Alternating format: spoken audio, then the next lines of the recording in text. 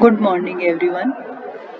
Students, हमने पिछले video में संस्कारों की पृष्ठभूमि देखी थी और उपनयन संस्कार के बारे में भी आपसे चर्चा करी थी। आज हम विवाह संस्कार के बारे में पढ़ेंगे। विवाह संस्कार आपके सिलेबस में इंक्लूड है और विस्तृत रूप से इसका आपके कोर्स में शामिल इसको किया गया है।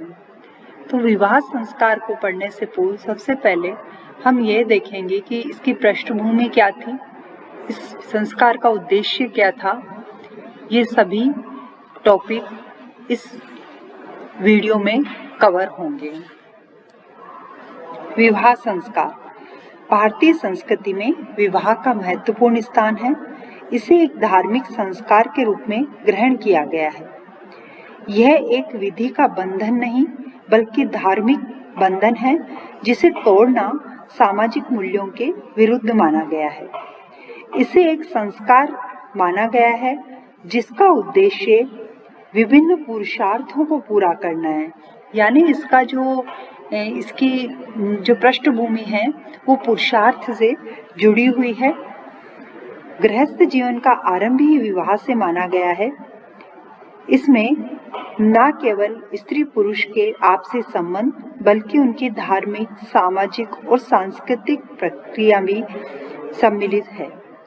भारतीय समाज में विवाह मात्र शारीरिक संबंध का प्रयोजन न बनकर संतानोत्पत्ति का धर्मगत आधार बना। यह संस्कार यज्ञ, होम, मंत्र पाठ, देवताओं के आह्वान तथा वेद मंत्रों के साथ संपन्न किए जाते हैं। इस धार्मिक संस्कार ने विवाह को अत्यंत पवित्र स्वरूप प्रदान किया है। हिंदू समाज में कोई भी धार्मिक कार्य पत्नी के बिना संभव नहीं होता, इसीलिए उसे धर्म पत्नी तथा सहधर्मिणी कहा गया है। विवाह गृहस्थ जीवन का मूल है और सभी आश्रम गृहस्थ जीवन पर निर्भर करते हैं। पुरुष और स्त्री के व्यक्तित्व का विकास, वंश का उत्थान और कुटुंब का संयोजन विवाह से ही संभव है। विवाह ही स्त्री और पुरुष की पूर्णता तथा उनके सामाजिक और आध्यात्मिक अभिव्यंजना का आधार है।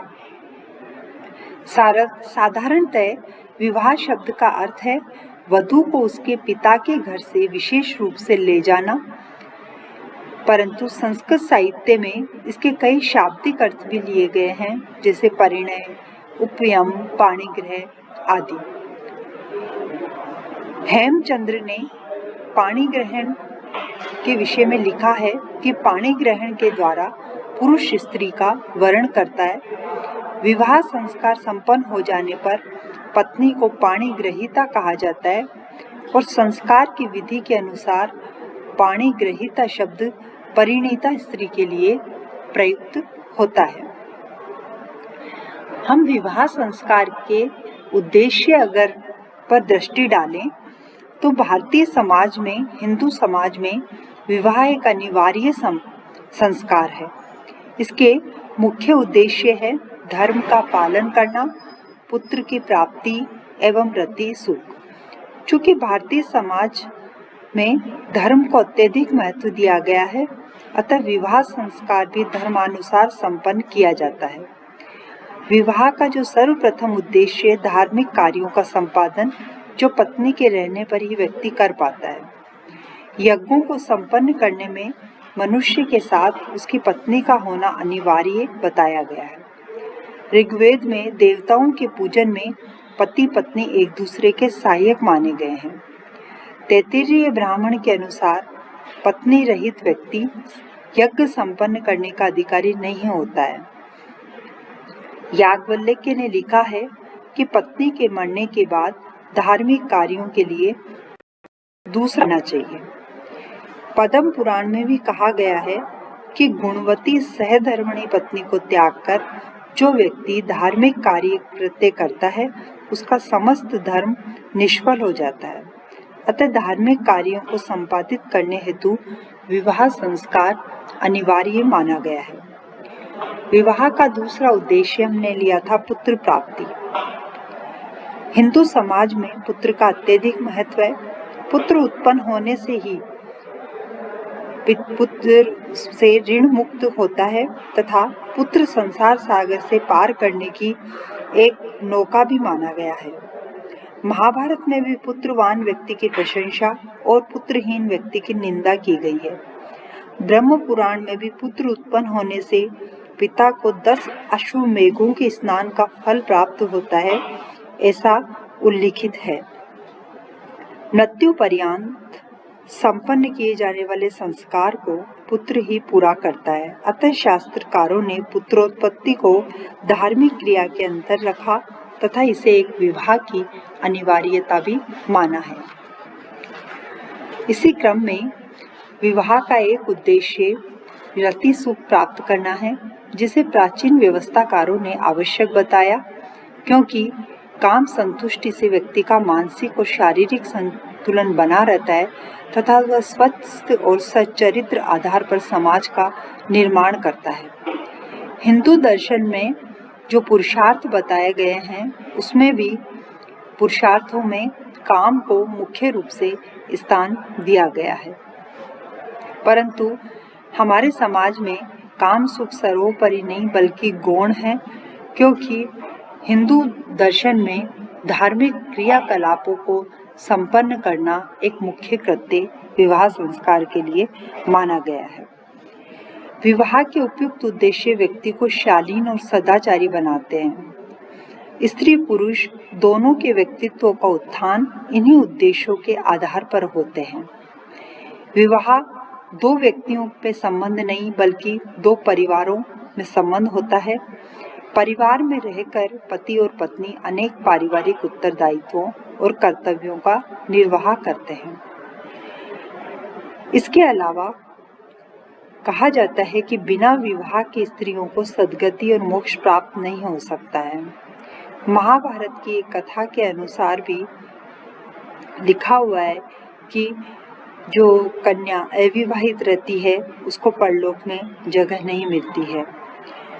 स्मृति ग्रंथों में तो यहाँ तक लिखा गया है कि रजो दर्शन से पूर्वी कन्या का विवाह कर देना चाहिए। विवाह संपन्न करने से पहले वर वधु के कुल का निर्धारण किया जाता है। वर और कन्या का उत्तम कुल और परिवार का होना आवश्यक माना गया है। जब दोनों पक्ष एक दूसरे के कुलगत गुणों और विशेषताओं के विषय में आश्वस्त हो जाते हैं, तभी विवाह की व्यवस्था की जाती है। प्राचीन काल में विवाह के लिए अनेक प्रकार की जांच पड़ताल होती है। आज भी कई परिवारों में ऐसे उदाहरण मिलते हैं जहां आज भी इस कृत्य को अपनाया जाता है। मनु ने लिखा है कि स्त्री क्षेत्र तुल्य है और पुरुष बीज तुल्य। क्षेत्र और बीज के संसर्ग से ही सभी प्राणियों की उत्पत्ति होती है। प्राचीन काल में विवाह के लिए कन्या की योग्यता पर विचार किया जाता था। उसमें 3 प्रकार की योग्यताएं देखी जाती थी।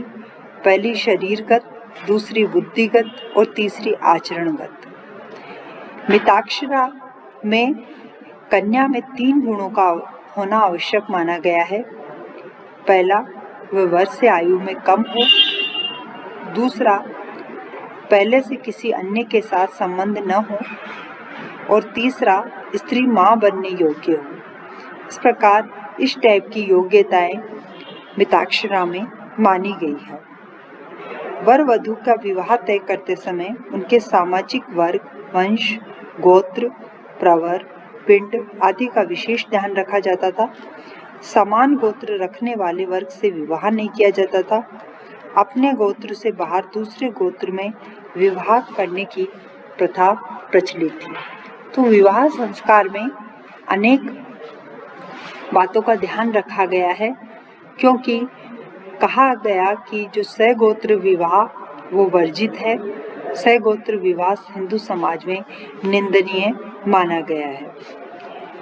इसके अलावा अनेक जीव शास्त्रियों ने भी लिखा है कि निकट संबंधियों के बीच विवाह करने से संतानों में शारीरिक दोष आ जाते हैं, जिससे उनका स्वाभाविक विकास अवरुद्ध हो जाता है। अतः व्यवस्था जो विवाह संस्कार की व्यवस्था है वह समाज के लिए अत्यंत उपयोगी और लाभकारी रही है, और इसी उपयोगी और लाभकारी होने के कारण ही पुरुषार्थ जो धर्म अर्थ काम मोक्ष है उनकी पूर्ति भी विवाह संस्कार को संपन्न करने के पश्चात ही होती है। धन्यवाद।